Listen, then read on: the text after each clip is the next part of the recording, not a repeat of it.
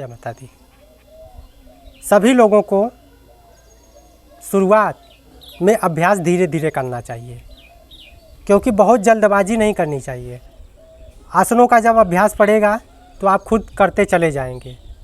तो आसान इसलिए मैं कहता हूँ आसान आसन इसलिए करने चाहिए क्योंकि शुरुआत में आपको कुछ भी पता नहीं होता है। जब आप आसन करते नहीं हैं, पहली दफ़ा आसन करने चलते हैं, तो आपको धीरे धीरे और थोड़े थोड़े अभ्यास करने चाहिए। जब आप थोड़े थोड़े अभ्यास करेंगे, आसान आसनों से शुरुआत करेंगे, तो आप उच्च लेवल के अभ्यास भी कर सकते हैं, कठिन आसनों को भी कर सकते हैं छोटे छोटे अभ्यास से। जब आपका शरीर पूरी तरह से खुलना शुरू हो जाएगा, जो कड़ापन होता है वह पूरी तरह से ढीला होने लगेगा, तो आप हर एक आसनों को कर सकते हैं। लेकिन स्टार्टिंग में जब आप आसन नहीं किए हैं तो आपको धीरे धीरे करना चाहिए, आसान आसनों से शुरुआत करनी चाहिए।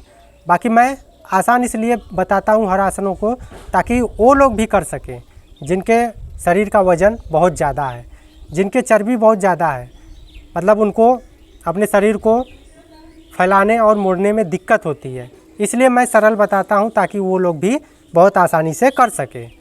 तो आसान आसनों से शुरुआत करनी चाहिए उन लोगों को जो कभी किए नहीं हैं। बाकी जिनके शरीर का वज़न बहुत ज़्यादा है, बहुत भारी है, उन लोगों को भी आसान अभ्यास करने चाहिए और अपने शरीर के वज़न को कम करना चाहिए। बाद में जब उनका वज़न कम होगा, उनका अभ्यास पड़ जाएगा करने में, तो वो भी आगे के लेवल के आसनों को करना शुरू कर देंगे। तो चलिए करते हैं। जिनका वज़न बहुत ज़्यादा बढ़ा हुआ है, मतलब बहुत ज़्यादा हैवी शरीर है, बहुत तगड़ा है, शरीर को मोड़ने में दिक्कत होती है, परेशानी होती है, तो उनको अपने शरीर को खोलना चाहिए। तो इस आसान से अभ्यास को करना चाहिए, शुरुआत इसी से करना चाहिए।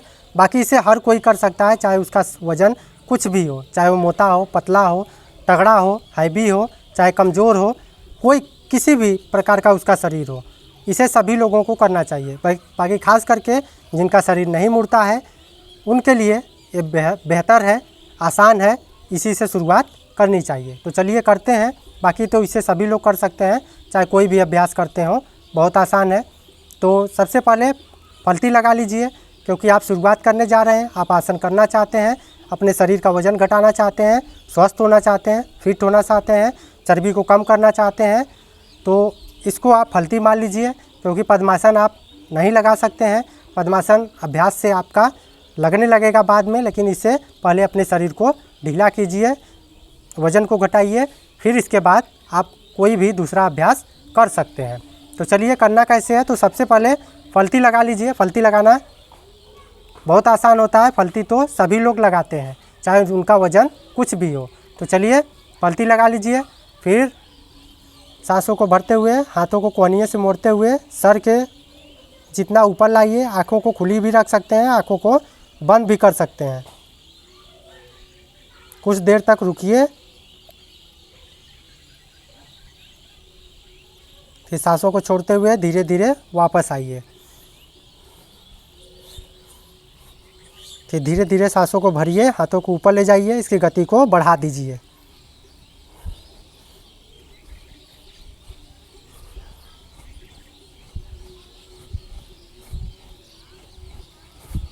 आप अपनी आंखें बंद भी रख सकते हैं, आंखें खुली भी रख सकते हैं। एक दिन में एक ही अभ्यास को करने की कोशिश कीजिए, क्योंकि शुरुआत कर रहे हैं। तो शुरुआत में जब आपका शरीर ढीला होगा, खुलेगा, तो अपने आप मुड़ना शुरू हो जाएगा, वज़न कम होगा, चर्बी कम होगा, तो आप और ज़्यादा अभ्यास कर सकते हैं, हर एक आसन कर सकते हैं, चाहे वो कठिन हो चाहे आसान हो। तो लाभ हर एक आसनों से मिलता है। इससे आपकी चर्बी कम होगी, चर्बी गलेगी, वज़न कम होगा। बाकी जिनका वज़न कम है उनका वज़न बढ़ेगा, खाएंगे पिएंगे, पचेगा, उनके शरीर को पूरी तरह लगेगा, वो स्वस्थ होंगे। तो अभ्यास को करिए। आप आधा घंटा 15 मिनट तक अपने आप को दीजिए, पसीना निकालिए, फिर देखिए शरीर कितना ज़्यादा स्वस्थ होता है। आपका शरीर ढीला होगा, जब अभ्यास होगा तो आप और ज़्यादा ऊंचे लेवल के अभ्यास कर सकते हैं। बाकी शुरुआत में हैवी तैवी शरीर वाले इसको पूरी तरह से करें।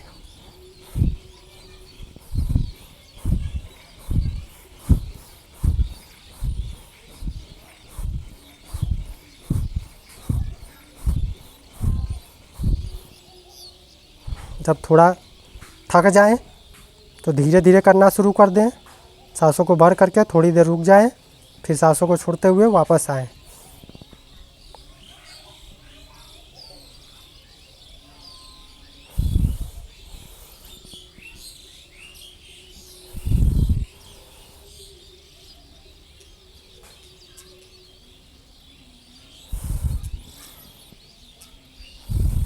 सांसों को भरें, हाथों को सर के इतना ऊपर ले जाएं, रुकें, फिर सांसों को छोड़ के वापस आएं। तो इनका आप अभ्यास कीजिए।